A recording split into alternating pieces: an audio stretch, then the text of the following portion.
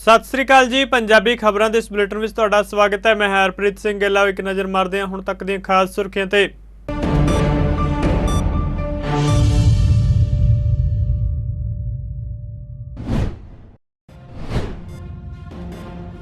तमिलनाडु के मुख्यमंत्री MK Stalin नूं मिले मुख्यमंत्री भगवंत मान और दिल्ली के मुख्यमंत्री अरविंद केजरीवाल। स्टालिन ने केंद्र के ऑर्डीनेंस विरुद्ध समर्थन देने का किया ऐलान। पंजाब यूनिवर्सिटी दी ग्रांटां नूं लैके हुई पंजाब ते हरियाणा के मुख्यमंत्रियों की बैठक। मुख्यमंत्री भगवंत मान ने पंजाब यूनिवर्सिटी उत्ते पंजाब के हक नूं लैके डट के अपना पक्ष रखिया। कहा पंजाब यूनिवर्सिटी साडी विरासत है ते अपने हकों की राखी लई असीं वचनबद्ध। केंद्रीय खेड मंत्री अनुराग सिंह ठाकुर ने दिता वड्डा बयान। कहा प्रदर्शनकारी पहलवानों के मुद्दे नाल संवेदनशीलता नाल नजिठ रही है केंद्र सरकार।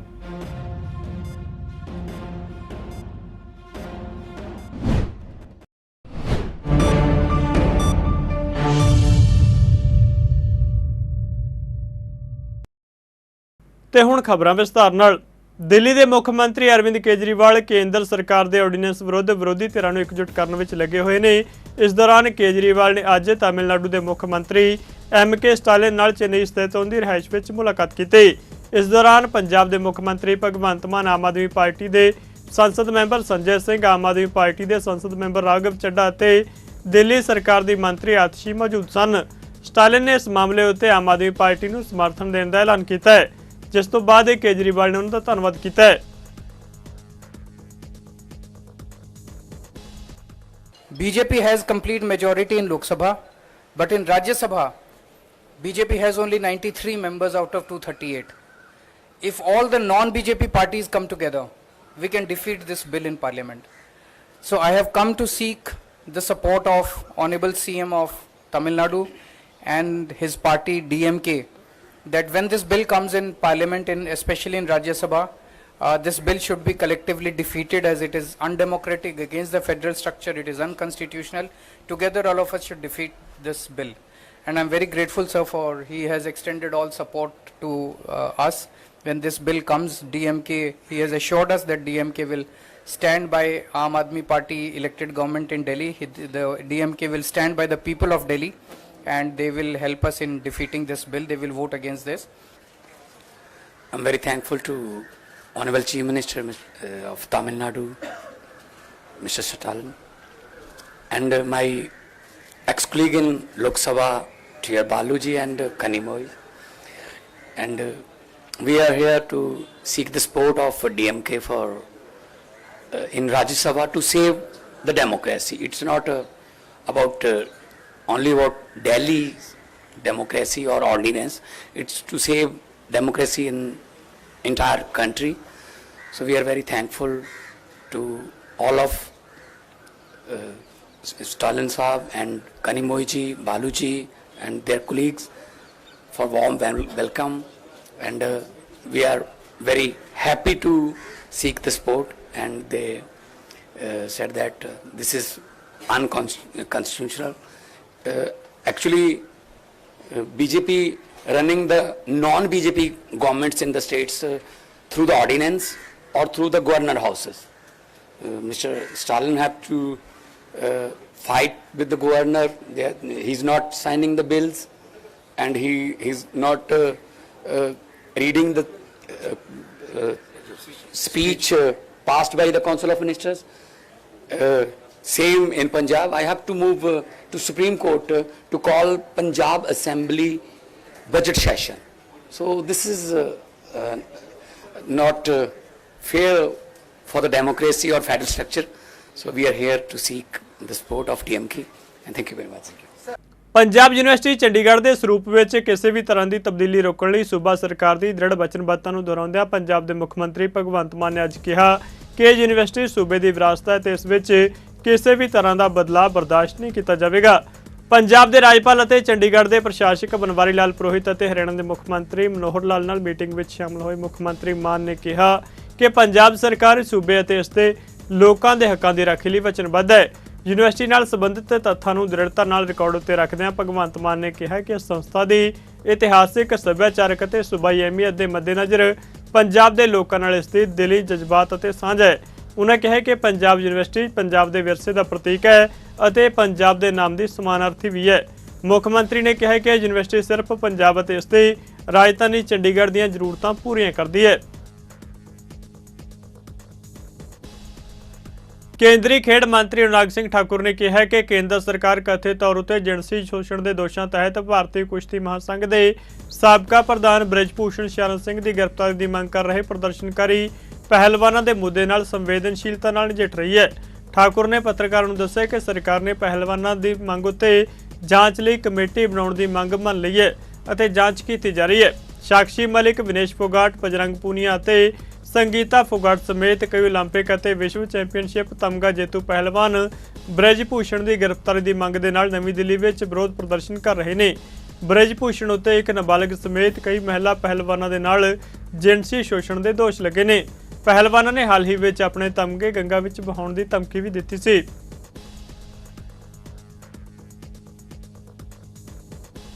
ਪੰਜਾਬ ਦੇ ਕੈਬਨਿਟ ਮੰਤਰੀ ਲਾਲਜੀਤ ਸਿੰਘ ਭੁੱਲਰ ਨੇ ਵਿਕਾਸ ਭਵਨ ਐਸਐਸ ਨਗਰ ਵਿੱਚ ਪੇਂਡੂ ਵਿਕਾਸ ਅਤੇ ਪੰਚਾਇਤਾਂ ਬਾਰੇ ਮੰਤਰੀ ਵਜੋਂ ਆਪਣਾ ਅਹੁਦਾ ਸੰਭਾਲਣ ਮੌਕੇ ਐਲਾਨ ਕੀਤਾ ਕਿ ਮੁੱਖ ਮੰਤਰੀ ਭਗਵੰਤ ਮਾਨ ਦੀ ਅਗਵਾਈ ਵਿੱਚ ਪੰਜਾਬ ਸਰਕਾਰ ਵੱਲੋਂ ਪੰਚਾਇਤੀ ਜ਼ਮੀਨਾਂ ਤੋਂ ਕਬਜ਼ੇ ਛੁਡਾਉਣ ਦੀ ਮੁਹਿੰਮ ਨੂੰ ਹੋਰ ਤੇਜ਼ ਕੀਤਾ ਜਾਵੇਗਾ।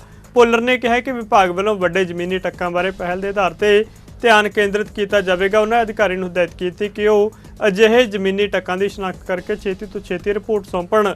ਵਿਭਾਗ ਦੇ ਅਧਿਕਾਰੀ ਨਾਲ ਪਲੇਠੀ ਮੀਟਿੰਗ ਦੀ ਪ੍ਰਧਾਨਗੀ ਕਰ ਰਹੇ ਕੈਬਨਿਟ ਮੰਤਰੀ ਭੁੱਲਰ ਨੂੰ ਅਧਿਕਾਰੀਆਂ ਨੇ ਜਾਣੂ ਕਰਵਾਇਆ ਕਿ ਦੂਜੇ ਪੜਾਅ ਤਹਿਤ ਹੁਣ ਤੱਕ ਲਗਭਗ 1349 ਏਕੜ ਸਰਕਾਰੀ ਜ਼ਮੀਨ ਦਾ ਕਬਜ਼ਾ ਛੁਡਵਾਇਆ ਜਾ ਚੁੱਕਾ ਹੈ। ਉਹਨਾਂ ਦੱਸਿਆ ਕਿ ਪਿਛਲੇ ਸਾਲ 9030 ਏਕੜ ਜ਼ਮੀਨ ਨੂੰ ਕਬਜ਼ਾ ਮੁਕਤ ਕਰਵਾਇਆ ਗਿਆ ਸੀ, ਜਿਸ ਦੀ ਔਸਤ ਬਾਜ਼ਾਰੀ ਕੀਮਤ 2709 ਕਰੋੜ ਰੁਪਏ ਬਣਦੀ ਹੈ। ਪੰਜਾਬ ਦੇ ਕੈਬਨਿਟ ਮੰਤਰੀ ਗੁਰਮੀਤ ਸਿੰਘ ਖੁੱਡੀਆਂ ਤਖਤ ਸ੍ਰੀ ਕੇਸਗੜ੍ਹ ਸਾਹਿਬ ਵਿੱਚ ਮੱਥਾ ਟੇਕਣ ਲਈ ਪਹੁੰਚੇ। ਇਸ ਮੌਕੇ ਉਹਨਾਂ ਕੀਰਤਨ ਸਰਵਣ ਕੀਤਾ ਤੇ ਸਰਬੱਤ ਦੇ ਭਲੇ ਲਈ ਅਰਦਾਸ ਕੀਤੀ। ਉਹਨਾਂ ਪੰਗਤ ਵਿੱਚ ਬੈਠ ਕੇ ਲੰਗਰ ਵੀ ਛਕਿਆ। ਇਸ ਮੌਕੇ ਗੁਰਮੀਤ ਸਿੰਘ ਖੁੱਡੀਆਂ ਨੇ ਕਿਹਾ ਕਿ ਉਹਨੂੰ ਜੋ ਜ਼ਿੰਮੇਵਾਰੀ ਸੌਂਪੀ ਗਈ ਹੈ ਉਹ ਉਸ ਨੂੰ ਤਨਦੇਹੀ ਨਾਲ ਨਿਭਾਉਣਗੇ। ਮੈਂ ਨੌਵੇਂ ਪਾਤਸ਼ਾਹ ਸ੍ਰੀ ਗੁਰੂ ਤੇਗ ਬਹਾਦਰ ਜਿਹੜੇ ਆਪਣੀ ਹਿੰਦ ਦੀ ਚਾਦਰ ਬਣੇ, ਉਹਨਾਂ ਦੇ ਸਥਾਨ ਤੇ ਆਪਣਾ ਸਿਰ ਝੁਕਾਉਣ ਲਈ ਬਹੁਤ ਵੱਡੀਆਂ ਜ਼ਿੰਮੇਵਾਰੀਆਂ ਇਸ ਤਖਤਾਂ ਦੇ ਮਾਲਕ ਨੇ ਬਖਸ਼ੀਆਂ। ਇਸ ਲਈ ਆਇਆ ਤੋ ਮੈਂ ਅਕਾਲ ਪੁਰਖ ਕੋਲੇ ਇਹੀ ਅਰਦਾਸ ਬੇਨਤੀ ਕੀਤੀ ਹੈ ਕਿ ਮੈਂ ਜਿਹੜੀ ਸੇਵਾ ਮੇਰੇ ਜ਼ਿੰਮੇ ਲਾਈ ਗਈ ਹੈ ਮੈਂ ਉਹਨੂੰ ਪੂਰੀ ਇਮਾਨਦਾਰੀ ਨਾਲ, ਦਿਆਨਦਾਰੀ ਨਾਲ ਪੰਜਾਬ ਦੇ ਲੋਕਾਂ ਪ੍ਰਤੀ ਅਤੇ ਆਮ ਆਦਮੀ ਪਾਰਟੀ ਉਸ ਨੂੰ ਮੁੱਖ ਧਿਆਨ ਵਿੱਚ ਰੱਖਦਿਆਂ ਜਿਹੜੀ ਸਾਡੀ ਇਮਾਨਦਾਰੀ ਦੀ ਡਿਊਟੀ ਉਹਨੂੰ ਨਿਭਾ ਕੇ ਲੋਕਾਂ ਦੀ ਸੇਵਾ ਕਰ ਸਕਾਂ। ਸੱਚੇ ਪਾਤਸ਼ਾਹ ਮਿਹਰ ਭਰੇ ਹੱਥ ਰੱਖੇ, ਕਿਉਂਕਿ ਮੈਂ ਉਸ ਪਰਿਵਾਰ 'ਚੋਂ ਹਾਂ। ਮੈਂ ਉਸ ਬਾਪ ਦਾ ਬੇਟਾ ਜਿਨ੍ਹਾਂ ਦਾ ਪੰਜਾਬ 'ਚ ਬਹੁਤ ਸਾਫ਼ ਤੇ ਇਮਾਨਦਾਰ ਲੋਕਾਂ 'ਚ ਸ਼ੁਮਾਰ ਹੈ, ਜਥੇਦਾਰ ਜਗਦੇਵ ਸਿੰਘ ਖੁੱਡੀਆਂ। ਮੇਰਾ ਫਰਜ਼ ਬਣਦਾ ਕਿ ਮੈਂ ਉਸ ਨਾਂ ਨੂੰ, ਉਸ ਲੈਗੇਸੀ ਨੂੰ ਬਚਾ ਕੇ ਰੱਖਾਂ। ਕਾਂਗਰਸ ਦੇ ਸੀਨੀਅਰ ਆਗੂ ਰਾਹੁਲ ਗਾਂਧੀ ਨਵੇਂ ਵਿਵਾਦ ਵਿੱਚ ਘਿਰ ਗਏ ਨੇ। ਅਮਰੀਕਾ ਦੌਰੇ ਦੌਰਾਨ ਰਾਹੁਲ ਗਾਂਧੀ ਨੇ ਭਾਸ਼ਣ ਦਿੰਦਿਆਂ ਸ਼੍ਰੀ ਗੁਰੂ ਨਾਨਕ ਦੇਵ ਜੀ ਬਾਰੇ ਇੱਕ ਟਿੱਪਣੀ ਕੀਤੀ ਸੀ, ਜਿਸ ਮਗਰੋਂ ਸਿਆਸੀ ਵਿਰੋਧੀਆਂ ਅਤੇ ਖਾਸ ਕਰ ਸ਼੍ਰੋਮਣੀ ਗੁਰਦੁਆਰਾ ਪ੍ਰਬੰਧਕ ਕਮੇਟੀ ਨੇ ਉਹਨਾਂ ਉੱਤੇ ਸ਼ਬਦੀ ਵਾਰ ਕੀਤੇ ਨੇ। ਰਾਹੁਲ ਗਾਂਧੀ ਨੇ ਕਿਹਾ ਸੀ ਕਿ ਅਸੀਂ ਜੋ ਭਾਰਤ ਜੋੜੋ ਯਾਤਰਾ ਕੀਤੀ ਹੈ ਉਹ ਸ਼੍ਰੀ ਗੁਰੂ ਨਾਨਕ ਦੇਵ ਜੀ ਵੱਲੋਂ ਕੀਤੀ ਗਈ ਯਾਤਰਾ ਦੀ ਤੁਲਨਾ ਵਿੱਚ ਕੁਝ ਵੀ ਨਹੀਂ ਹੈ। ਉਹਨਾਂ ਕਿਹਾ ਕਿ ਸ਼੍ਰੀ ਗੁਰੂ ਨਾਨਕ ਦੇਵ ਜੀ ਨੇ ਆਪਣੀ ਯਾਤਰਾ ਦੌਰਾਨ ਮੱਕਾ, ਸਾਊਦੀ ਅਰਬ, ਥਾਈਲੈਂਡ ਅਤੇ ਸ਼੍ਰੀਲੰਕਾ ਵੀ ਗਏ ਸਨ। ਉਹਨਾਂ ਕਿਹਾ ਕਿ ਇਹ ਮਹਾਂਪੁਰਸ਼ ਸਾਡੇ ਜਨਮ ਤੋਂ ਪਹਿਲਾਂ ਹੀ ਭਾਰਤ ਜੋੜੋ ਯਾਤਰਾ ਕਰ ਚੁੱਕੇ ਨੇ। ਇਸ ਦੌਰਾਨ ਰਾਹੁਲ ਗਾਂਧੀ ਦੇ ਭਾਸ਼ਣ ਨੂੰ ਲੈ ਕੇ ਸ਼੍ਰੋਮਣੀ ਗੁਰਦੁਆਰਾ ਪ੍ਰਬੰਧਕ ਕਮੇਟੀ ਦੇ ਜਨਰਲ ਸਕੱਤਰ ਗੁਰਚਰਨ ਸਿੰਘ ਗਰੇਵਾਲ ਨੇ ਵੀ ਬਿਆਨ ਦਿੱਤਾ ਹੈ। ਉਹਨਾਂ ਕਿਹਾ ਕਿ ਰਾਹੁਲ ਗਾਂਧੀ ਨੇ ਜੋ ਭਾਸ਼ਣ ਦਿੱਤਾ ਸ਼੍ਰੋਮਣੀ ਗੁਰਦੁਆਰਾ ਪ੍ਰਬੰਧਕ ਕਮੇਟੀ ਉਸ ਦੀ ਨਿਖੇਧੀ ਕਰਦੀ ਹੈ। ਉਹਦਾ ਪਹਿਲਾ ਹਫ਼ਤਾ ਬੜਾ ਇੱਕ ਦਰਦਨਾਕ ਮੰਜ਼ਰ ਹੁੰਦਾ ਤੇ ਅੱਜ 1 ਜੂਨ ਹੈ ਜਦੋਂ ਅਸੀਂ ਉਹਨਾਂ ਸ਼ਹੀਦਾਂ ਨੂੰ ਯਾਦ ਕਰ ਰਹੇ ਹਾਂ। ਸ਼ਹੀਦ ਮਹਿੰਗਾ ਸਿੰਘ ਬੱਬਰ ਦੀ ਅੱਜ ਯਾਦ ਮਨਾਈ ਗਈ। 6 ਜੂਨ ਨੂੰ ਭੋਗ ਪੈਂਦੇ ਨੇ। ਇਹ ਤਾਂ ਵਾਪਰਿਆ ਕਿ ਇੰਦਰਾ ਗਾਂਧੀ ਦੇ ਹੁਕਮਾਂ ਤੇ ਦੇਸ਼ ਦੀਆਂ ਫੌਜਾਂ ਨੇ ਟੈਂਕ ਤੋਂ ਚਾੜ ਕੇ ਦਰਬਾਰ ਸਾਹਿਬ ਤੇ ਹਮਲਾ ਕੀਤਾ, ਜਿਹਨੂੰ ਕਿ ਅਸੀਂ ਸਮਝਦੇ ਹਾਂ ਕਿ ਸਿੱਖਾਂ ਦੇ 39 ਸਾਲ ਲੰਘੇ ਤੋਂ ਵੀ ਇਹ ਜ਼ਖਮ ਜਿਹੜਾ ਅੱਲਾ ਵਾ ਨਸੂਰ ਹੈ। ਤੇ ਅੱਜ ਦੇ ਦਿਨ ਇੱਕ ਹੋਰ ਖਬਰ ਆਈ ਹੈ ਉਸੇ ਘਰ ਚੋਂ ਹੀ, ਇੰਦਰਾ ਗਾਂਧੀ ਦੇ ਪਰਿਵਾਰ ਚੋਂ ਉਹਦਾ ਪੋਤਰਾ ਜਿਹੜਾ ਰਾਹੁਲ ਗਾਂਧੀ ਉਹ ਅਮਰੀਕਾ ਦੇ ਵਿੱਚ ਇੱਕ ਦੌਰੇ ਤੇ ਗਿਆ ਤੇ ਉੱਥੇ ਜਾ ਕੇ ਇੱਕ ਭਾਸ਼ਣ ਕਰ ਰਿਹਾ। ਉਹ ਭਾਸ਼ਣ ਦੇ ਵਿੱਚ ਇਹ ਗੱਲ ਕਹਿ ਰਿਹਾ ਕਿ ਮੈਂ ਜਿਹੜੀ ਭਾਰਤ ਜੋੜੋ ਯਾਤਰਾ ਕੀਤੀ ਹੈ ਉਹ ਗੁਰੂ ਨਾਨਕ ਦੇਵ ਜੀ ਮਹਾਰਾਜ ਦੀ ਉਦਾਸੀਆਂ ਦੇ ਵਾਂਗ ਸੀ। ਬੜੀ ਮੈਨੂੰ ਆਪ ਨੂੰ ਇੱਕ ਸ਼ਰਮ ਆ ਰਹੀ ਹੈ ਤੇ ਮੈਂ ਸ਼ਰਮਿੰਦਾ ਇਸ ਗੱਲ ਤੇ ਕਿ ਗੁਰੂ ਨਾਨਕ ਦੇਵ ਜੀ ਮਹਾਰਾਜ ਦੀ ਗੱਲ ਨੂੰ ਮੈਂ ਰਾਹੁਲ ਦੇ ਨਾਲ ਜੋੜਾਂ, ਪਰ ਕਿਉਂਕਿ ਜਦੋਂ ਕੋਈ ਇਸ ਤਰ੍ਹਾਂ ਦੇ ਮੰਦਬੁੱਧੀ ਲੋਕ ਜਿਹੜੇ ਆ ਇਸ ਤਰ੍ਹਾਂ ਦੀ ਗੱਲ ਕਰਦੇ ਆ ਤੇ ਸੰਗਤ ਦੇ ਵਿੱਚ ਜਾਣਾ ਸਾਡੇ ਲਈ ਜ਼ਰੂਰੀ ਬਣ ਜਾਂਦਾ ਹੈ। ਦੇਖੋ ਗੁਰੂ ਨਾਨਕ ਦੇਵ ਜੀ ਮਹਾਰਾਜ ਨੇ ਇੱਕ ਨਾਲ ਜੋੜਿਆ ਵੱਖ-ਵੱਖ ਧਰਮਾਂ ਦੇ ਵੱਖ-ਵੱਖ ਮਜ਼ਹਬਾਂ ਦੇ ਲੋਕਾਂ ਨੂੰ। ਉਹਨਾਂ ਨੇ ਜਾ ਕੇ ਸੰਵਾਦ ਕੀਤਾ, ਉਦਾਸੀਆਂ ਕੀਤੀਆਂ ਤੇ ਉਹਨਾਂ ਨੇ ਭਾਈ ਗੁਰਦਾਸ ਜੀ ਕਹਿੰਦੇ ਚੜ੍ਹਿਆ ਸੋਧਣ ਧਰਤ ਲੁਕਾਈ। ਸੋ ਜਿਹੜੀ ਲੁਕਾਈ ਸੀ ਉਹਨਾਂ ਨੂੰ ਸੁਧਾਰਨ ਵਾਸਤੇ ਗੁਰੂ ਸਾਹਿਬ ਚੱਲੇ। ਤੇ ਦੂਜੇ ਪਾਸੇ ਇਹ ਇੱਕ ਜਿਹੜਾ ਜਿਵੇਂ ਕਹਿੰਦੇ ਨਾ ਵੀ ਕਲੰਕੀ ਪਰਿਵਾਰ ਜਿਹਨੇ ਰੱਬ ਦੇ ਘਰ ਦੇ ਉੱਤੇ ਹਮਲਾ ਕੀਤਾ, ਉਸ ਪਰਿਵਾਰ ਦਾ ਬੱਚਾ ਇਹ ਗੱਲ ਕਹਿ ਰਿਹਾ ਕਿ ਮੈਂ ਭਾਰਤ ਜੋੜੋ ਯਾਤਰਾ ਕੀਤੀ ਤੇ ਉਹ ਯਾਤਰਾ ਜਿਹੜੀ ਸੀ ਉਹ ਮੇਰੀ ਉਹਨਾਂ ਵਾਂਗ ਸੀ। ਇਹ ਨਾ ਤਾਂ ਕੋਈ ਸੰਵਾਦ ਸੀ ਤੇ ਨਾ ਕਿਸੇ ਇੱਕ ਨਾਲ ਜੋੜਨ ਦੀ ਸੀ, ਨਾ ਕੋਈ ਭਲੇ ਦੀ ਸੀ, ਸਮਾਜ ਦੇ ਕਿਸੇ ਬਿਹਤਰੀ ਲਈ ਸੀ। ਇਹ ਸਿਰਫ ਤੇ ਸਿਰਫ ਵੋਟਾਂ ਵਾਸਤੇ ਯਾਤਰਾ ਸੀ। ਸੋ ਅਸੀਂ ਚਾਹਾਂਗੇ ਕਿ ਇਹ ਜਿਹੜਾ ਗਾਂਧੀ ਪਰਿਵਾਰ ਆ ਇਹਨੇ ਬਹੁਤ ਪਹਿਲਾਂ ਵੀ ਜ਼ਖਮ ਜਿਹੜੇ ਆ ਉਹ ਸਿੱਖਾਂ ਲਈ ਦਿੱਤੇ ਨੇ। ਜੇ ਦੇਸ਼ ਦੀ ਆਜ਼ਾਦੀ ਤੋਂ ਬਾਅਦ ਜਰਾਇਮ ਪੇਸ਼ਾ ਕੌਮ ਹੋ ਗਈ, ਪੰਜਾਬ ਦੇ ਵਿਤਕਰੇ ਹੋ ਗਏ, ਪਾਣੀਆਂ ਦਾ ਮਸਲਾ ਹੋ ਗਿਆ, ਪੰਜਾਬੀ ਬੋਲੀ ਦੇ ਇਲਾਕਿਆਂ ਦਾ ਮਸਲਾ ਹੋ ਗਿਆ, ਇਹ ਸਭ ਜਿਹੜੇ ਮਸਲੇ ਆ ਇਹ ਇਸੇ ਕਾਂਗਰਸ ਦੇ ਤੇ ਇਸ ਪਰਿਵਾਰ ਦੇ ਖੜੇ ਕੀਤੇ ਆ। ਤੇ ਅੱਜ ਜਦੋਂ ਗੁਰੂ ਸਾਹਿਬ ਦੀ ਬਰਾਬਰਤਾ ਕਰਨ ਦੀ ਗੱਲ ਕਰਦੇ ਆ ਤੇ ਬੜੀ ਡੁੱਬ ਕੇ ਮਰਨ ਤੇ ਸ਼ਰਮ ਵਾਲੀ ਗੱਲ ਆ। ਸੋ ਅਸੀਂ ਇਹ ਚਾਹਾਂਗੇ ਕਿ ਵੈਸੇ ਤਾਂ ਕਿਉਂਕਿ ਜੋ ਕਿਰਦਾਰ ਆ ਉਸ ਪਰਿਵਾਰ ਦਾ, ਅਸੀਂ ਇਹ ਨਹੀਂ ਸਮਝਦੇ ਕਿ ਇਸ ਪਵਿੱਤਰ ਸਥਾਨ 'ਤੇ ਆ ਕੇ ਕੋਈ ਕਿਸੇ ਤਰ੍ਹਾਂ ਦੀ ਉਹ ਮਾਫੀ ਵਾਲੀ ਗੱਲ ਕਰਨ, ਕਿਉਂਕਿ ਬਹੁਤ ਵੱਡਾ ਜੁਰਮ ਉਹ ਕਰ ਚੁੱਕੇ ਨੇ। ਪਰ ਫਿਰ ਵੀ ਇਸ ਗੱਲ ਲਈ ਸੰਗਤ ਦੇ ਵਿੱਚ ਅਸੀਂ ਕਹਿਣਾ ਚਾਹੁੰਦੇ ਹਾਂ ਕਿ ਇਹੋ ਜਿਹੇ ਲੋਕਾਂ ਨੂੰ ਦੁਰਕਾਰੋ ਤੇ ਇਹ ਜਿਹੜੇ ਕਿ ਆਪਣੀ ਗੱਲ ਨੂੰ ਗੁਰੂ ਸਾਹਿਬ ਦੀ ਇਹ ਗੱਲ ਦੇ ਨਾਲ ਜੋੜਨ ਦਾ ਜਿਹੜਾ ਕਿ ਇਹ ਕਰਤੂਤ ਕਰ ਰਹੇ ਆ। ਸਿੱਖ ਜਥੇਬੰਦੀ ਦਲ ਖਾਲਸਾ ਵੱਲੋਂ ਘੱਲੂਘਾਰਾ ਦਿਵਸ ਨੂੰ ਲੈ ਕੇ ਅੰਮ੍ਰਿਤਸਰ ਵਿੱਚ ਪ੍ਰੈਸ ਕਾਨਫਰੰਸ ਕੀਤੀ ਗਈ, ਜਿਸ ਦੌਰਾਨ ਦਲ ਖਾਲਸਾ ਦੇ ਆਗੂ ਨੇ ਕਿਹਾ ਕਿ 6 ਜੂਨ ਨੂੰ ਅੰਮ੍ਰਿਤਸਰ ਸ਼ਹਿਰ ਬੰਦ ਰਹੇਗਾ। ਇਸ ਮੌਕੇ ਉਹਨਾਂ ਕਿਹਾ ਕਿ ਹਿੰਦੂ ਮੁਸਲਿਮ ਸਿੱਖ ਭਾਈਚਾਰਾ 6 ਜੂਨ ਨੂੰ ਬੰਦ ਵਿੱਚ ਸਾਡਾ ਸਹਿਯੋਗ ਦੇਵੇ। ਉਹਨਾਂ ਕਿਹਾ ਕਿ 5 ਜੂਨ ਨੂੰ ਘੱਲੂਘਾਰਾ ਯਾਦਗਾਰੀ ਮਾਰਚ ਕੱਢਿਆ ਜਾਵੇਗਾ। ਜੂਨ 1984 ਦੇ ਘੱਲੂਘਾਰੇ, ਜਿਹਨੂੰ ਅਸੀਂ ਜੰਗ ਹਿੰਦ ਪੰਜਾਬ ਦਾ ਵੀ ਕਹਿੰਦੇ ਆ, 39 ਵਰ੍ਹੇ ਪੂਰੇ ਹੋ ਗਏ ਨੇ ਔਰ ਇਸ ਘੱਲੂਘਾਰੇ ਦੇ ਵਿਰੋਧ ਵਿੱਚ ਜਿਹੜੇ ਸਿੱਖ ਗੁਰਧਾਮਾਂ ਦੇ ਉੱਤੇ ਭਾਰਤੀ ਫੌਜ ਚੜ੍ਹ ਕੇ ਆਈ ਸੀ, ਸਾਡੇ ਅਸਥਾਨਾਂ ਦੀ ਬੇਹੁਰਮਤੀ ਕੀਤੀ ਗਈ, ਸਾਡੀ ਕੌਮੀ ਸਵੈਮਾਨ ਅਣਖ ਅਤੇ ਗੈਰਤ ਨੂੰ ਲਲਕਾਰਿਆ ਗਿਆ, ਸਿੱਖ ਰੈਫਰੈਂਸ ਲਾਇਬ੍ਰੇਰੀ ਲੁੱਟੀ ਗਈ, ਸੈਂਕੜੇ ਨਿਹੱਥੇ ਸ਼ਰਧਾਲੂ ਮਾਰੇ ਗਏ। ਉਸ ਦੇ ਵਿਰੋਧ ਵਿੱਚ ਦਲ ਖਾਲਸਾ ਵੱਲੋਂ 6 ਜੂਨ ਨੂੰ ਅੰਮ੍ਰਿਤਸਰ ਬੰਦ ਦਾ ਸੱਦਾ ਦਿੱਤਾ ਜਾਂਦਾ ਹੈ। 6 ਜੂਨ ਨੂੰ ਅੰਮ੍ਰਿਤਸਰ ਮੁਕੰਮਲ ਬੰਦ ਰਹੇਗਾ।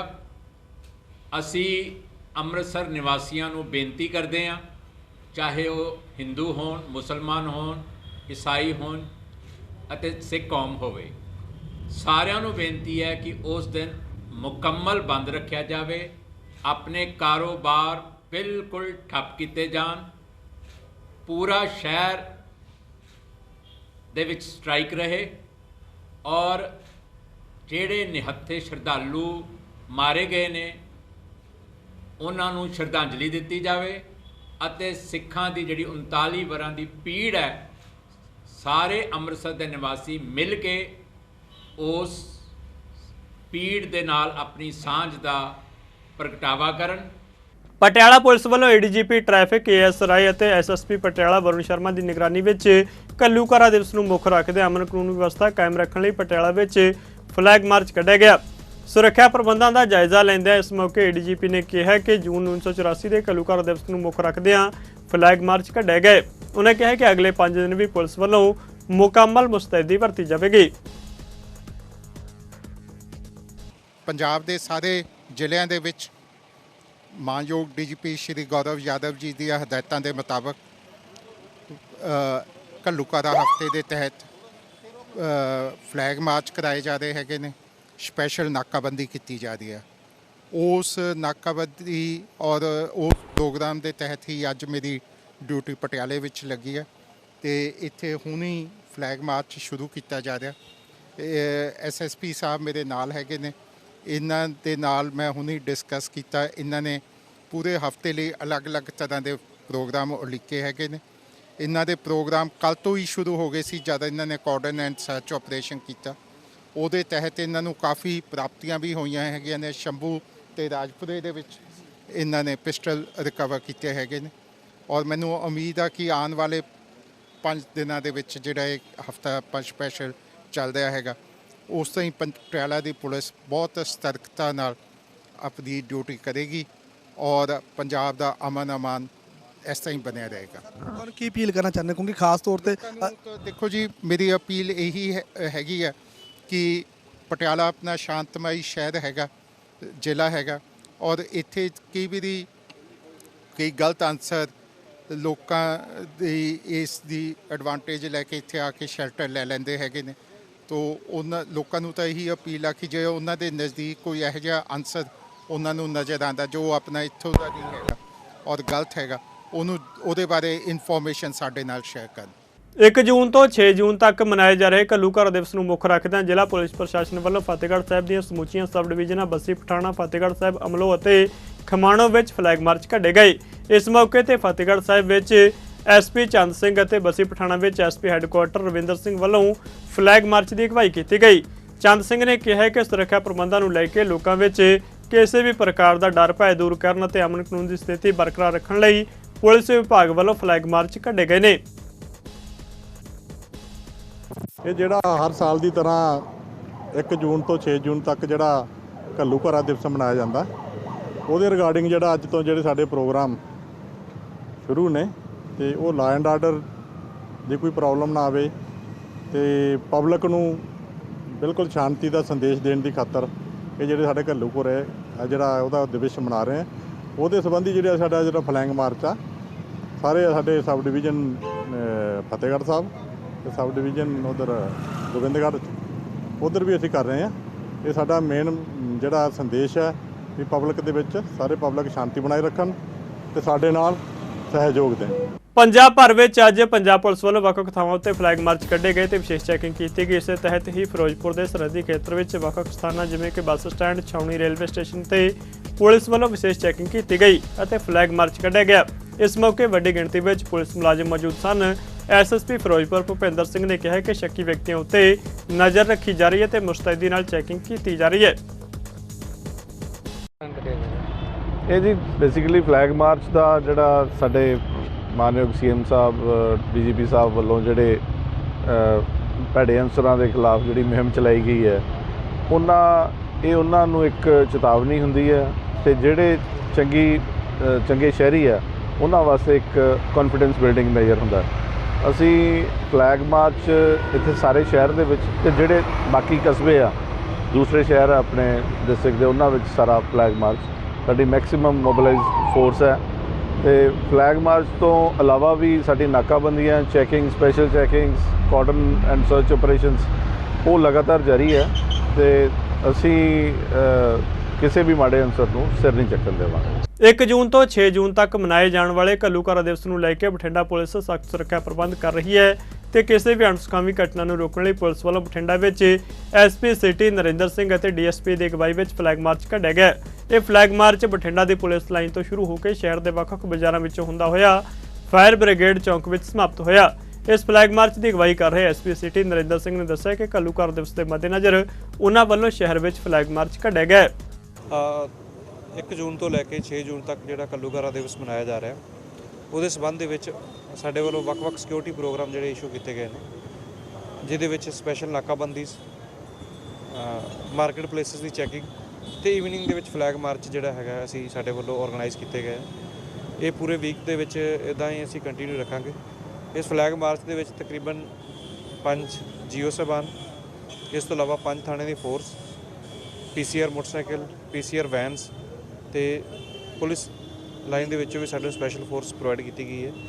ਸੋ ਇਹਦਾ ਮੇਨ ਮਕਸਦ ਹੈਗਾ ਪਬਲਿਕ ਦੇ ਵਿੱਚ ਰਿਗਾਰਡਿੰਗ ਸਿਕਿਉਰਿਟੀ ਇੱਕ ਅਵੇਅਰਨੈਸ ਕੈਂਪੇਨ ਦੇਣਾ ਤੇ ਨਾਲ ਹੀ ਜਿਹੜਾ ਕੋਈ ਸ਼ਰਾਰਤੀ ਬੰਦਾ ਹੈਗਾ ਉਹਨੂੰ ਮੈਸੇਜ ਦੇਣਾ ਵੀ ਜੇਕਰ ਕੋਈ ਕਾਨੂੰਨ ਨੂੰ ਅਮਲ ਹੱਥ ਵਿੱਚ ਲਊਗਾ ਤਾਂ ਉਹਦੇ ਖਿਲਾਫ ਸਖਤ ਕਾਰਵਾਈ ਅਮਲ 'ਚ ਲਿਆਂਦੀ ਜਾਵੇ।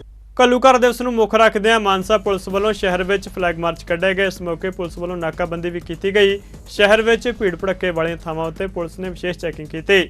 ਐਸਪੀਐਚ ਜਸਕੀਰਤ ਸਿੰਘ ਨੇ ਕਿਹਾ ਕਿ ਘੱਲੂਘਾਰਾ ਦਿਵਸ ਨੂੰ ਲੈ ਕੇ ਇਹ ਫਲੈਗ ਮਾਰਚ ਕੱਢਿਆ ਗਿਆ।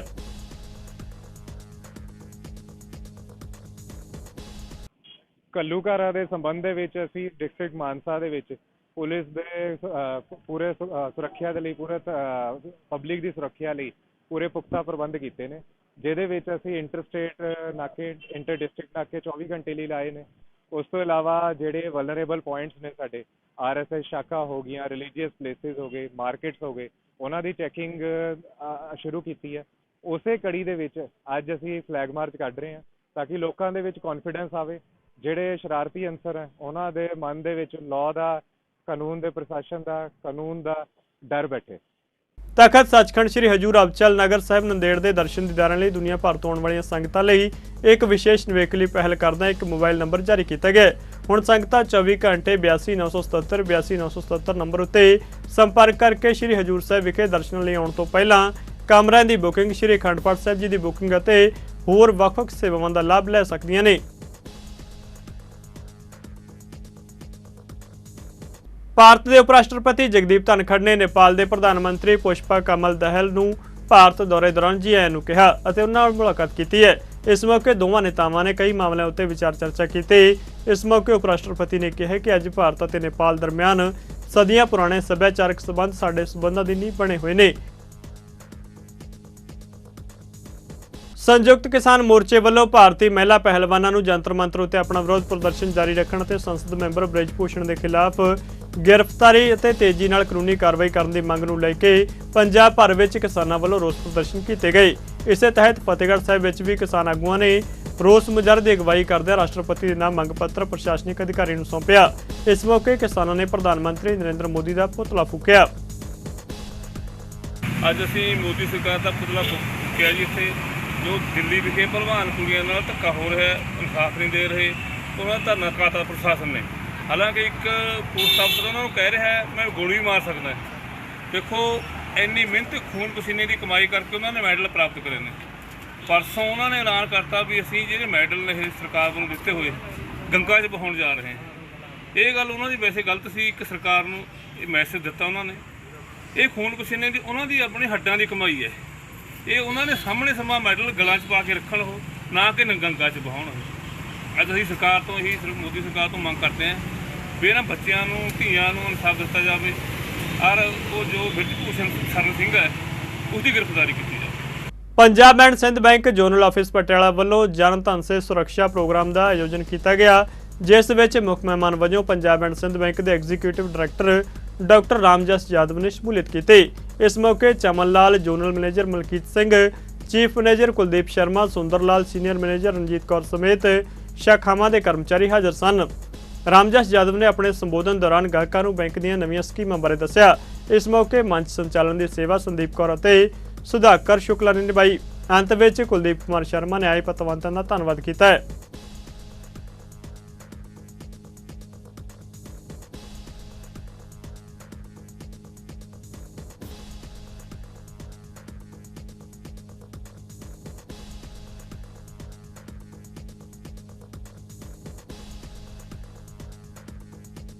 ਦੁਵੱਲੇ ਸਹਿਯੋਗ ਨੂੰ ਅੱਗੇ ਵਧਾਉਂਦਿਆਂ ਸੰਯੁਕਤ ਰਾਜ ਅਮਰੀਕਾ ਦੀ ਐਮਬੈਸੀ ਨੇ ਦਿੱਲੀ ਆਧਾਰਿਤ ਗੈਰ ਲਾਭਕਾਰੀ ਸੰਸਥਾ ਲੰਕੇਅਰ ਫਾਊਂਡੇਸ਼ਨ ਦੇ ਨਾਲ ਮਿਲ ਕੇ ਇੰਡੀਆ ਇੰਟਰਨੈਸ਼ਨਲ ਸੈਂਟਰ ਵਿੱਚ ਸੰਯੁਕਤ ਰਾਜ ਅਤੇ ਭਾਰਤ ਸਵੱਛ ਹਵਾ ਅਤੇ ਬਿਹਤਰ ਸਿਹਤ ਲਈ ਕਾਰਵਾਈਆਂ ਦੇ ਵਿਸ਼ੇ ਉੱਤੇ ਸੈਮੀਨਾਰ ਕਰਵਾਇਆ।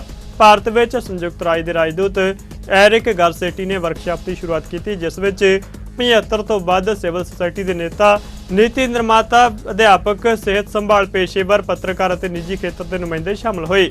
ਇਸ ਸਮਾਗਮ ਨੇ ਦਿੱਲੀ ਰਾਸ਼ਟਰੀ ਰਾਜਧਾਨੀ ਖੇਤਰ ਵਿੱਚ 4 ਸਾਲਾਂ ਦੀ ਵਿਆਪਕ ਅਤੇ ਬਹੁਭਾਸ਼ਾਈ ਮੁਹਿੰਮ ਸਾਫ਼ ਹਵਾ ਔਰ ਨਾਗਰਿਕ ਸ਼ਾਨ ਦੀ ਸਮਾਪਤੀ ਨੂੰ ਚਿੰਨ੍ਹਿਤ ਕੀਤਾ। ਅਮਰੀਕੀ ਦੂਤਾਵਾਸ ਨੇ ਲੰਕੇਅਰ ਫਾਊਂਡੇਸ਼ਨ ਨੂੰ $2 ਲੱਖ ਦੀ ਗ੍ਰਾਂਟ ਦੇਣ ਦਾ ਐਲਾਨ ਕੀਤਾ। ਰਾਜਦੂਤ ਗਾਰਸੇਟੀ ਨੇ ਕਿਹਾ ਕਿ ਗਲੋਬਲ ਸ਼ਾਂਤੀ ਅਤੇ ਖੁਸ਼ਹਾਲੀ ਦੀ ਰਾਖੀ ਲਈ ਸਾਨੂੰ ਗਲੋਬਲ ਜਲਵਾਯੂ ਪਰਿਵਰਤਨ ਦਾ ਸਾਹਮਣਾ ਕਰਨ ਲਈ ਇੱਕ ਖਾਸ ਏਜੰਡੇ ਦੀ ਲੋੜ ਹੈ। ਸ਼ਾਨ ਪ੍ਰੋਜੈਕਟ ਦੀ ਸਫਲਤਾ ਦੇ ਸੰਬੰਧ ਵਿੱਚ ਲੰਕੇਅਰ ਫਾਊਂਡੇਸ਼ਨ ਦੇ ਸੰਸਥਾਪਕ ਰਾਜੀਵ ਖੁਰਾਣਾ ਨੇ ਕਿਹਾ ਕਿ ਹਵਾ ਪ੍ਰਦੂਸ਼ਣ ਦਾ ਮਾਮਲਾ ਬਹੁਤ ਗੰਭੀਰ ਹੈ, ਜਿਸ ਨਾਲ ਨਜਿੱਠਣ ਲਈ ਹਰ ਇੱਕ ਨੂੰ ਅੱਗੇ ਆਉਣਾ ਚਾਹੀਦਾ ਹੈ।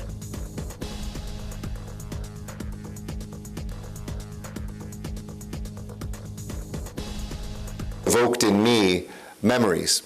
And I've often been talking about what it was like to be a 14-year-old coming to India for the first time. But I want to rewind the clock a little further back when I was 11. When I was 11 years old, I was living in Los Angeles, where I'm a native of. And we used to get alerts at school. Los Angeles was the worst air in America. We were known as Smog Town. In fact, the word smog, smoke and fog together, was invented in Los Angeles. And it was so bad as Los Angeles grew, kind of as India grows now, that in World War II, a smog attack that was so strong, folks thought that it was an invasion by the then Japanese launching a chemical weapons attack in Los Angeles because the air was so unbreathable. Daughter Maya is 11 years old. She'll be coming here to New Delhi, a place that's at a similar point of historic development, but also a place that faces the same challenges we did in Los Angeles, of how do we take progress forward while not paying the price in our own personal health.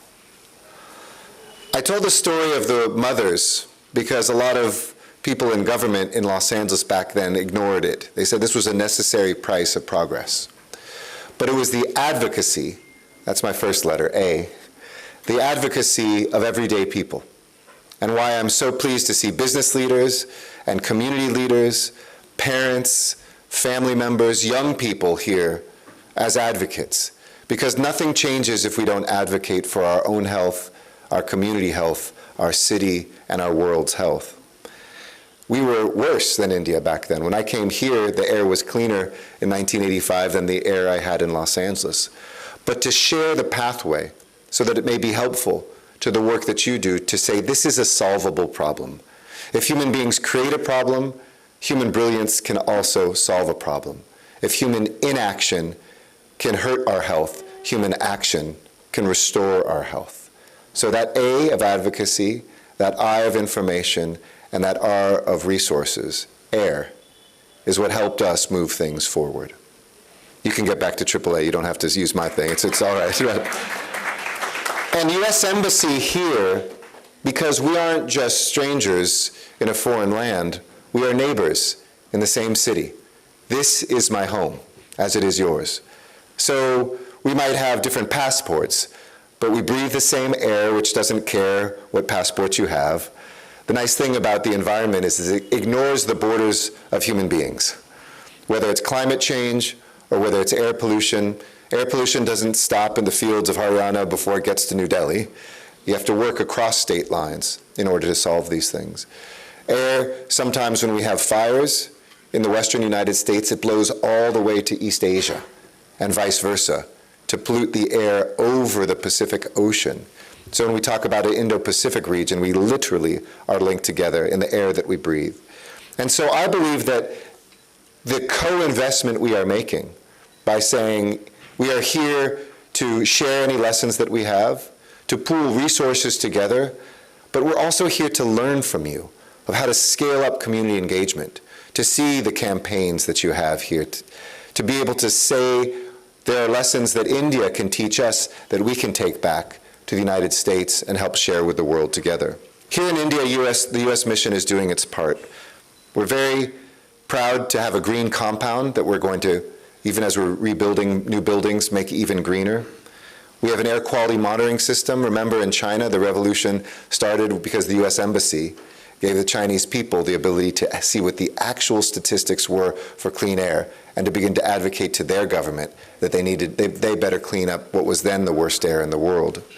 Partnerships for clean air and better health, and it's a real privilege to be here. I will have to say that HEI's work in India has been going on for almost 20 years, and that work was initiated with the encouragement and support of the chairman of the board of the Health Effects Institute, who served in that position for 20 years until just recently, and he was Richard Celeste, the former ambassador to India. So we have a deep relationship with the embassy and frankly, a very special relationship with India. So it's a real privilege to be here. शान project असी 4 साल पहले शुरू किया। ਇਹਦਾ full form है साफ ਹਵਾ ਔਰ ਨਾਗਰਿਕ, ਅਰਥਾਤ ਸਿਟੀਜ਼ਨਸ ਨੂੰ ਕਿਸ ਤਰ੍ਹਾਂ ਉਹਨਾਂ ਦੀ ਜ਼ਿੰਮੇਵਾਰੀ ਦਾ ਅਹਿਸਾਸ ਦਿਲਾਇਆ ਜਾਏ ਔਰ ਉਹਨਾਂ ਨੂੰ ਮੇਨ ਸਟ੍ਰੀਮ ਵਿੱਚ ਘਰ ਲੈ ਕੇ ਆਇਆ ਜਾਏ। ਇਸ ਕਰਕੇ ਸਾਡੀ ਇਹ ਕੋਸ਼ਿਸ਼ ਸੀਗੀ ਔਰ ਇਸ ਪ੍ਰੋਜੈਕਟ ਵਿੱਚ ਕਰ US ਮਿਸ਼ਨ ਇਨ ਇੰਡੀਆ ਨੇ ਸਾਨੂੰ ਪੂਰਾ ਸਪੋਰਟ ਦਿੱਤਾ ਹੈ, ਜਿਸ ਦੇ ਬੇਸਿਸ ਦੇ ਉੱਤੇ ਅਸੀਂ ਦਿੱਲੀ NCR ਵਿੱਚ ਕਰ ਅੱਛੀ ਤਰ੍ਹਾਂ ਨਾਲ ਕੰਮ ਕਰ ਪਾਏ। ਸ਼ਾਨ ਬੈਨੀਫਿਟ ਦੇ ਕੀ ਬੈਨੀਫਿਟਸ ਹੈਗੇ ਨੇ ਜਿਹੜੇ ਯੂਥ ਨੂੰ, ਜਿਹੜੇ ਸੋਸਾਇਟੀ ਨੂੰ ਕੀ ਬੈਨੀਫਿਟਸ ਹੈਗੇ ਨੇ? ਦੇਖੋ ਜੀ, ਐਸਾ ਹੈ ਕਿ एयर पोल्यूशन की प्रॉब्लम इतनी ज़्यादा स्ट्रॉन्ग है कि सब तो पहला ज़रूरी है लोगों का अवेयरनेस लैवल नू क्रिएट करना। जब लोगों को पता ही नहीं तो फिर की करिए। असी एक रिसर्च की थी यह पता करने लई कि चलो जी, यह दसो ये AQI की चीज़ होंदी है। 92% लोगों को दिल्ली का नहीं पता सी कि AQI होंदा की हैगा। तो यह साढ़े वास्ते मेजर समस्या सी कि भी जब तक पहले उन्होंने जानकारी बढ़ाओगे ਤਾਂ ਹੀ ਤਾਂ ਉਹਨਾਂ ਨੂੰ ਕਿਸੇ ਤਰ੍ਹਾਂ ਦਾ ਕੋਈ ਐਕਸ਼ਨ 'ਚ ਕਰ ਲੈ ਕੇ ਆਓਗੇ।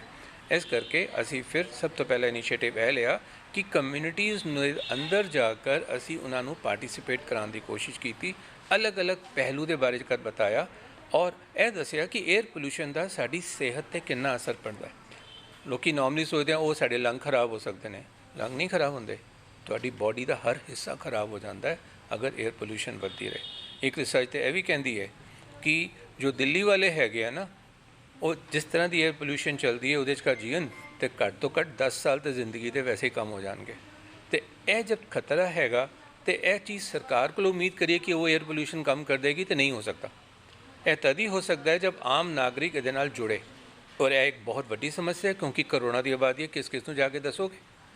ਤੇ ਇਸ ਕਰਕੇ ਅਸੀਂ ਫਿਰ ਕਮਿਊਨਿਟੀ 'ਚ ਜਾ ਕੇ ਕਮਿਊਨਿਟੀ ਤੇ ਯੂਥ ਨੂੰ ਇਨਵੋਲਵ ਕੀਤਾ, ਉਹਨਾਂ ਨੂੰ ਸਮਝਾਇਆ, ਕਮਿਊਨਿਟੀ ਵਿੱਚ ਕਰ ਰਹਿਣ ਵਾਲੀ ਲੇਡੀਜ਼ ਨੂੰ ਨਾਲ ਗੱਲ ਕੀਤੀ, ਥੋੜੀ ਥੋੜੀ ਚੀਜ਼ਾਂ, ਕਿਉਂਕਿ ਜਦ ਤੁਸੀਂ ਗੱਲ ਸ਼ੁਰੂ ਕਰੋਗੇ ਤਾਂ ਹੀ ਲੋਕੀ ਅੱਗੇ ਗੱਲ ਕਰਨਗੇ। ਫਿਰ ਅਸੀਂ ਖੂਬ ਛੋਟੇ ਛੋਟੇ ਵੀਡੀਓਜ਼ ਵੀ ਬਣਾਏ, ਜਿਵੇਂ ਸਾਡਾ ਇੱਕ ਵੀਡੀਓ ਸੀ ਚੂਲਾ ਜੋ US ਮਿਸ਼ਨ ਨੇ ਸਾਨੂੰ ਸਪੋਰਟ ਕੀਤਾ ਔਰ ਦਿੱਲੀ ਦੇ ਲੈਫਟੀਨੈਂਟ ਗਵਰਨਰ ਨੇ ਉਸੇ ਰਿਲੀਜ਼ ਕੀਤਾ ਸੀਗਾ ਕਿ ਵੀ ਜਦ ਤੁਸੀਂ ਚੂਲੇ 'ਤੇ ਖਾਣਾ ਬਣਾਉਂਦੇ ਹੈਗੇ ਹੋ ਤੁਹਾਨੂੰ ਤਾਂ ਲੱਗਦਾ ਨਾ ਲੱਕੜੀ ਔਰ ਮਤਲਬ ਉਪਲੇ ਵਗੈਰਾ ਸਭ ਫ੍ਰੀ में ਮਿਲ ਜਾਂਦੇ ਨੇ, ਤੇ ਲੇਕਿਨ 100 ਤੋਂ 400 ਸਿਗਰਟ ਤੱਕ ਦਾ ਧੂੰਆਂ ਅੰਦਰ ਲੈ ਰਹੇ ਹੋ, ਬੱਚੇ ਆਸ-ਪਾਸ ਖੇਲਦੇ ਪਏ ਹੈ, ਉਹਨਾਂ ਦੇ ਵੀ ਲੰਗਸ ਖਰਾਬ ਹੁੰਦੇ ਪਏ। ਔਰ ਇਸ ਐਮਰਜੈਂਸੀ ਤੋਂ ਬਾਹਰ ਨਿਕਲਣਾ ਜ਼ਰੂਰੀ ਹੈ ਕਿ ਜਦ ਤੁਹਾਡੀ ਤਬੀਅਤ ਖਰਾਬ ਹੋਏਗੀ ਤੇ ਤੁਹਾਡੇ ਖਰਚੇ ਵੀ ਜ਼ਿਆਦਾ ਹੋਣਗੇ ਔਰ ਤਕਲੀਫ ਤਾਂ ਹੋਰ ਵੀ ਜ਼ਿਆਦਾ ਉਠਾਉਣੀ ਹੋਏਗੀ, ਤੇ ਕਿਉਂ ਨਾ ਇਸ ਚੀਜ਼ ਉੱਤੇ ਕੰਮ ਕੀਤਾ ਜਾਏ। ਇਸੇ ਤਰ੍ਹਾਂ ਅਸੀਂ ਚੀਜ਼ਾਂ ਨੂੰ ਐਗਜ਼ਾਮਪਲ ਲੈ ਕੇ ਦਿਖਾਇਆ। ਫॉर ਐਗਜ਼ਾਮਪਲ ਅਸੀਂ ਕਈ ਕਮਿਊਨਿਟੀ ਘਰ ਗਏ ਤੇ ਸਾਡੇ ਕੋਲ 에ਅਰ ਕੁਆਲਿਟੀ ਮੋਨੀਟਰ ਹੈਗਾ, ਅਸੀਂ ਉਹਦੇ ਨਾਲ ਨਾ ਇੱਕ ਕਪੂਰ ਦੀ ਟਿੱਕੀਆ ਜਲਾ ਦਿੱਤੀ, ਉਹ ਇੰਨਾ ਧੂੰਆਂ ਹੋ ਗਿਆ ਕਿ AQI ਦੀ ਰੇਟਿੰਗ 2300 ਤੱਕ ਪਹੁੰਚ ਗਈ। ਪੂਰਾ ਜ਼ਹਿਰ ਹੈ। ਜਦ ਲੋਕਾਂ ਨੂੰ ਇਹ ਸਮਝ ਆਉਣਾ ਸ਼ੁਰੂ ਹੋਇਆ ਕਿ ਬਈ ਪਰਾਲੀ ਦਾ ਅਸਰ ਕੀ ਹੁੰਦਾ, ਤੇ ਅਸੀਂ ਪੰਜਾਬ ਵਿੱਚ ਜਾ ਕੇ ਇਹ ਗੱਲ ਕੀਤੀ ਲੋਕਾਂ ਨੂੰ ਕਿ ਪੰਜਾਬ ਦਾ ਧੂੰਆਂ ਦਿੱਲੀ ਬਹੁਤ ਬਾਅਦ ਪਹੁੰਚੇਗਾ, ਲੇਕਿਨ ਸਭ ਤੋਂ ਪਹਿਲੇ ਪੰਜਾਬ ਦੇ ਗਾਉਂ ਦੇ ਘਰਾਂ 'ਚ ਪਹੁੰਚੇਗਾ, ਜਿੱਥੇ ਐਲਡਰਲੀ ਲੋਕ ਹੋਣਗੇ, ਲੇਡੀਜ਼ ਹੋਣਗੀ, ਬੱਚੇ ਹੋਣਗੇ, ਉਹਨਾਂ ਦੀ ਸਿਹਤ ਖਰਾਬ ਹੋ ਰਹੀ ਹੈ। ਹੁਣ ਤੁਸੀਂ ਪਹਿਲੇ ਉਹਨਾਂ ਦੀ ਸਿਹਤ ਦਾ ਖਰਾਬ ਕਰੋ।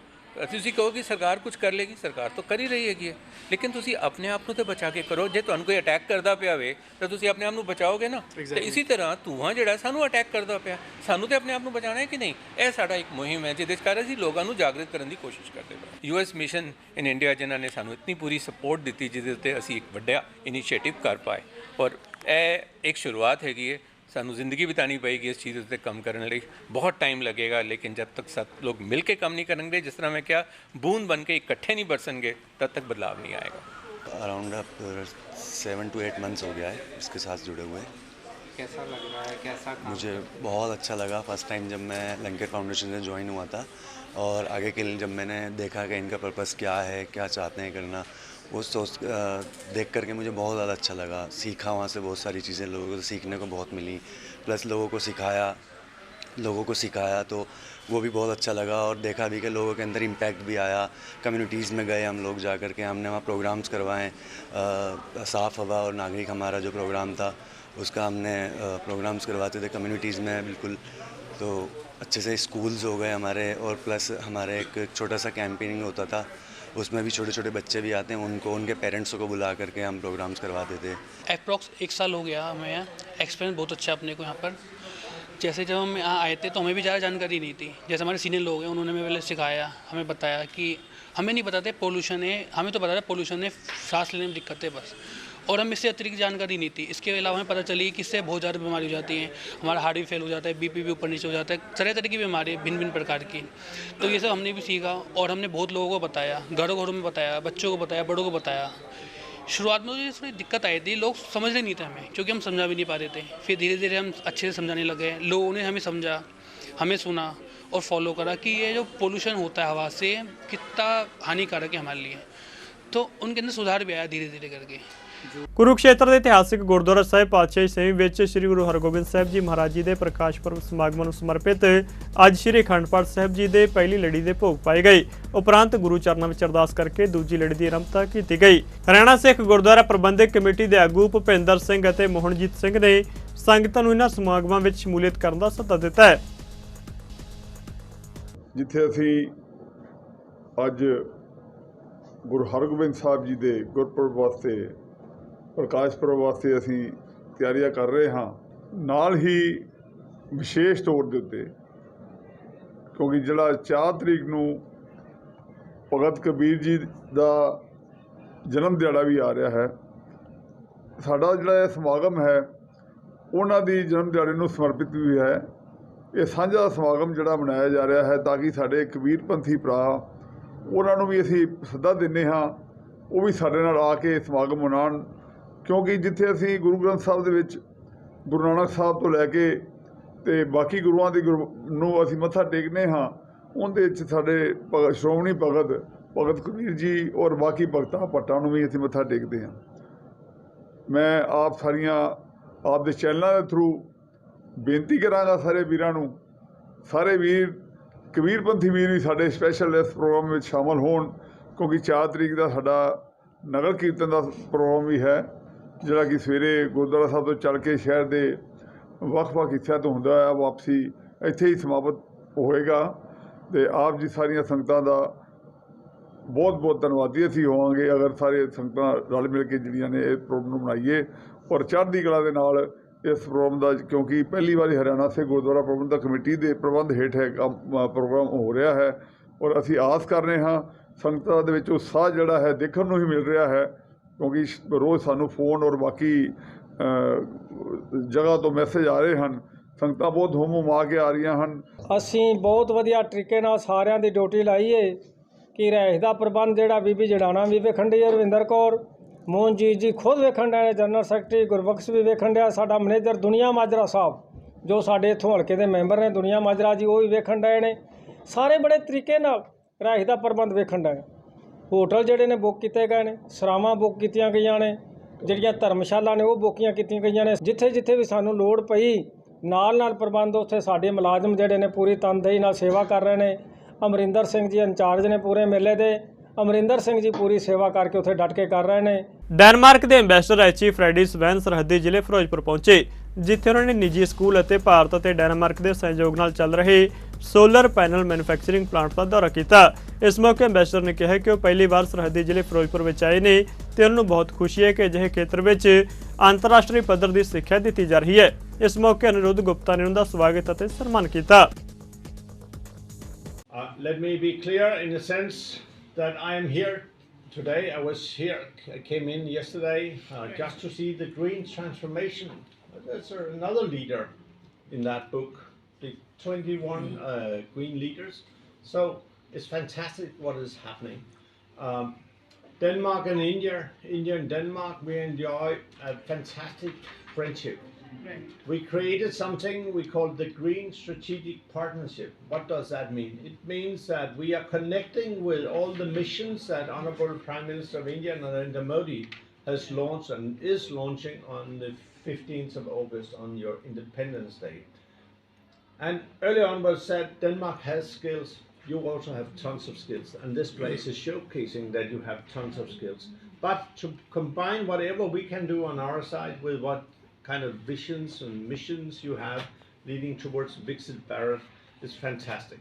And this cooperation with sail industry is so important because that's solving a lot of the day-to-day challenges that we are facing, but it's also part of the green transition that India needs. This is one of the tallest pillars in our cooperation because That's the green transition. On the other hand, now we have a new friend here who will also add up a new pillar in our cooperation, because education, skilling, so important. Absolutely. So we are a friend of India, we are partnering with you, and I sincerely believe, I've seen it with my own eyes, that a place like Ferozpur is the future of India. Patiala ਦੇ ਏਕਤਾ ਵਿਹਾਰ ਵਾਸੀ ਰਸ਼ਪਾਲ ਸਿੰਘ ਨੇ ਦੱਸਿਆ ਕਿ ਉਸ ਦਾ ਲੜਕਾ ਹਰਜੋਤ ਸਿੰਘ, ਜਿਸ ਦੀ ਉਮਰ ਕਰੀਬ 23 ਸਾਲ ਹੈ, ਜੋ ਕਿ ਪਿਛਲੇ ਸਵਾ ਮਹੀਨੇ ਤੋਂ ਗੁੰਮ ਹੈ। ਉਹਨਾਂ ਕਿਹਾ ਕਿ ਅਜੇ ਤੱਕ ਉਸ ਦਾ ਕੋਈ ਵੀ ਥਾਂ ਪਤਾ ਨਹੀਂ ਲੱਗਿਆ ਤੇ ਪੁਲਿਸ ਦੇ ਹੱਥ ਵੀ ਖਾਲੀ ਨੇ। ਇਸ ਬਾਰੇ ਹੋਰ ਜਾਣਕਾਰੀ ਦਿੰਦਿਆਂ ਰਸ਼ਪਾਲ ਸਿੰਘ ਨੇ ਦੱਸਿਆ ਕਿ 11 ਅਪ੍ਰੈਲ 2023 ਨੂੰ ਸਵੇਰੇ ਕਰੀਬ 9 ਵਜੇ ਉਹ ਗੁਰਦੁਆਰਾ ਸ਼੍ਰੀ ਦੂਖਨਿਵਾਰਨ ਸਾਹਿਬ ਵਿੱਚ ਗਿਆ ਸੀ। ਜਦੋਂ ਦੁਪਹਿਰ ਸਮੇਂ ਵਾਪਸ ਪਰਤਿਆ ਤਾਂ ਘਰ ਨੂੰ ਤਾਲਾ ਲੱਗਿਆ ਹੋਇਆ ਸੀ ਤੇ ਉਸ ਦਾ ਲੜਕਾ ਘਰ ਨਹੀਂ ਸੀ। ਉਹਨੇ ਕਿਹਾ ਕਿ ਅਜੇ ਤੱਕ ਉਸ ਦੇ ਲੜਕੇ ਦਾ ਕੋਈ ਸੁਰਾਗ ਨਹੀਂ ਲੱਗਿਆ। मैं रिशपाल सिंह सन ऑफ करतार सिंह एकता विहार पटियाले का रहने वाला। मेरा बेटा 11 अप्रैल को घरों तकरीबन 9 बजे मैं दुखनगर साहब गया, 2 बजे आया मैं घर। उसने 2 बजे मैंने कालां कीतियां जो कि मेरे तो टेंडरिंग यूनिट्स बन गई। तो जो उसने फिर पड़ोसी को कहा कि मैं चाबी रख के जा रहा, डैडी को कहा ताला खोल लैणगे। मेरे अंदरों ताला लगा होया सी जी। मैं शाम तक बेटे की वेट करने तो बाद फिर उन्होंने मैं भालना शुरू किया, जो कि तकरीबन 1.5 महीने तो ऊपर हो गया जी। फिर मैंने मेरा बच्चा नहीं मिलिया। प्लीज़ मैं पब्लिक को खलकत को रिक्वेस्ट करना कि मेरा बच्चा जे कोई देखे ਜਾਂ ਕਿਸੇ ਨੇ ਕਿਸੇ ਕੋਲੇ ਦੇਖਿਆ ਮੈਨੂੰ ਦੱਸਿਆ ਜਾਵੇ, ਜਾਂ ਮੇਰੇ ਬੱਚੇ ਨੂੰ ਘਰ ਲੈ ਕੇ ਆਇਆ ਜਾਵੇ। ਮੈਂ ਉਮਰ ਪਰ ਹੀ ਨਹੀਂ ਹੋਵਾਂਗਾ। ਮੇਰੇ ਕੋਲ ਕੋਈ ਹੋਰ ਮੇਰੇ ਪਿੱਛੇ ਫਿਰਨ ਵਾਲਾ ਨਹੀਂ। ਮੈਂ ਅਕੇਲਾ ਮੈਂ ਪੁਲਿਸ ਨੂੰ ਵੀ ਰਿਪੋਰਟ ਕੀਤੀ ਹੈ, ਜਿਹੜਾ ਸਾਡੀ ਪੁਲਿਸ ਵੀ ਕੁਛ ਨਹੀਂ ਕਰ ਰਹੀ। ਮੈਂ ਸਰਕਾਰ ਨੂੰ ਰਿਕੁਐਸਟ ਕਰਾਂਗਾ ਮੇਰੇ ਬੱਚੇ ਬਾਰੇ ਮੈਨੂੰ ਜਾਣਕਾਰੀ ਦੀ ਪ੍ਰਾਪਤੀ ਹੋਵੇ, ਜੋ ਕਿ ਮੈਂ ਆਪਣੇ ਬੱਚੇ ਨੂੰ ਲਿਆਵਾਂ। ਇਕੱਲਾ ਬੰਦਾ, ਹੈਂਡੀਕੈਪਟ ਬੰਦਾ ਮੈਂ, ਮੇਰਾ ਕੋਈ ਇੱਥੇ ਰਿਸ਼ਤੇਦਾਰ ਨਹੀਂ, ਕੋਈ ਭੈਣ ਭਰਾ ਨਹੀਂ। ਸ਼ਹਿਰ ਦੇ ਵਿੱਚ ਰਹਿਣ ਦੇ ਕਰਕੇ ਉਹ ਨਾਲ ਨਹੀਂ ਟੁੱਟਦਾ, ਹਰ ਇੱਕ ਬੰਦਾ ਡਰਦਾ। ਪਲੀਜ਼ ਮੇਰੀ ਸਰਕਾਰ ਨੂੰ ਦੁਬਾਰਾ ਫਿਰ ਰਿਕੁਐਸਟ ਹੈ ਕਿ ਪੁਲਿਸ ਨੂੰ ਮੇਰੀ ਰਿਕੁਐਸਟ ਕਰਕੇ ਤੇ ਮੇਰੇ ਬੱਚੇ ਦੀ ਭਾਲ ਕੀਤੀ ਜਾਵੇ ਜੀ। ਟਾਂਡਾ ਪੁਲਿਸ ਵੱਲੋਂ ਚੋਰੀ ਦੇ ਮੋਟਰਸਾਈਕਲਾਂ ਸਮੇਤ 2 ਚੋਰ ਗ੍ਰਿਫਤਾਰ ਕੀਤੇ ਗਏ। ਇਸ ਸੰਬੰਧੀ ਜਾਣਕਾਰੀ ਦਿੰਦਿਆਂ ਪੁਲਿਸ ਅਧਿਕਾਰੀ ਨੇ ਦੱਸਿਆ ਕਿ ਮੁਖਬਰੀ ਦੇ ਆਧਾਰ ਉੱਤੇ ਮੁਕੱਦਮਾ ਦਰਜ ਕਰਕੇ 2 ਮੁਲਜ਼ਮਾਂ ਨੂੰ ਕਾਬੂ ਕੀਤਾ ਗਿਆ, ਜਿਨ੍ਹਾਂ ਪਾਸੋਂ ਇੱਕ ਮੋਟਰਸਾਈਕਲ ਅਤੇ ਇੱਕ ਸਕੂਟੀ ਬਰਾਮਦ ਕੀਤੀ ਗਈ ਹੈ। ਉਹਨਾਂ ਕਿਹਾ ਕਿ ਚੋਰਾਂ ਨੇ ਦੋਨੋਂ ਵਹੀਕਲ ਲੁਧਿਆਣਾ ਏਰੀਆ ਵਿੱਚੋਂ ਚੋਰੀ ਕੀਤੇ ਸਨ। ਅੰਮ੍ਰਿਤਸਰ ਦੇ ਸਰਹੱਦੀ ਇਲਾਕੇ ਅਟਾਰੀ ਦੇ ਪਿੰਡ ਮਹਾਵਾ ਵਿੱਚ ਬੀਤੀ ਦੇਰ ਰਾਤ ਗੁਰਪ੍ਰੀਤ ਸਿੰਘ ਨਾਂ ਦੇ ਨੌਜਵਾਨ ਉੱਤੇ ਕੁਝ ਲੋਕਾਂ ਨੇ ਤੇਜ਼ਧਾਰ ਹਥਿਆਰਾਂ ਨਾਲ ਹਮਲਾ ਕਰਕੇ ਉਸ ਨੂੰ ਜ਼ਖਮੀ ਕਰ ਦਿੱਤਾ, ਜਿਸ ਤੋਂ ਬਾਅਦ ਉਸ ਨੂੰ ਹਸਪਤਾਲ ਵਿੱਚ ਭਰਤੀ ਕਰਵਾਉਣਾ ਪਿਆ। ਪਹਿਲਾਂ ਪੀੜਤ ਦੀ ਕਾਰ ਦਾ ਕਥਿਤ ਤੌਰ ਉੱਤੇ ਪਿੱਛਾ ਕੀਤਾ ਗਿਆ ਤੇ ਫਿਰ ਗੋਲੀਆਂ ਚਲਾ ਕੇ ਉਸ ਨੂੰ ਡਰਾਇਆ ਗਿਆ। ਪੁਲਿਸ ਇਸ ਮਾਮਲੇ ਦੀ ਜਾਂਚ ਸ਼ੁਰੂ ਕਰ ਚੁੱਕੀ ਹੈ।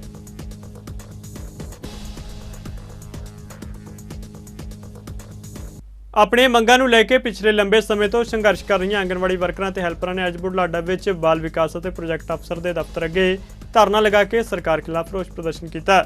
ਇਸ ਮੌਕੇ ਨਾਲ CDPO ਨੂੰ ਮੰਗ ਪੱਤਰ ਸੌਂਪਿਆ, ਜਿਸ ਵਿੱਚ ਉਹਨਾਂ ਮੰਗ ਕੀਤੀ ਹੈ ਕਿ ਸਰਕਾਰ ਆਂਗਣਵਾੜੀ ਸੈਂਟਰਾਂ ਵਿੱਚ ਮੁੱਢਲੀਆਂ ਸਹੂਲਤਾਂ ਨੂੰ ਤੁਰੰਤ ਪੂਰਾ ਕਰੇ। ਪੰਜਾਬੀ ਖਬਰਾਂ ਦੇ ਇਸ ਬੁਲੇਟਿਨ 'ਚ ਫਿਲਹਾਲ ਨਹੀਂ ਜਾਂਦੇ ਨਜ਼ਰ ਮਾਰਦੇ ਮੌਸਮ ਦੇ ਹਾਲ ਤੇ। ਤੁਸੀਂ ਬਣੇ ਰਹੋ ਚੜ੍ਹਦੀ ਕਲਾ ਟਾਈਮ ਟੀਵੀ ਦੇ ਨਾਲ। ਧੰਨਵਾਦ।